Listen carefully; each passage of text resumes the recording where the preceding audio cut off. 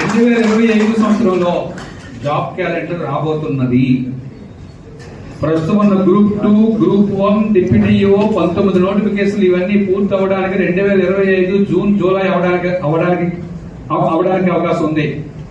కాబట్టి APPSC chairman madam గారు ఏమంటారంటే ఇవి అయిన తర్వాత మనం జాబ్ క్యాలెండర్ ఇద్దామని మేడం గారు అన్నారు.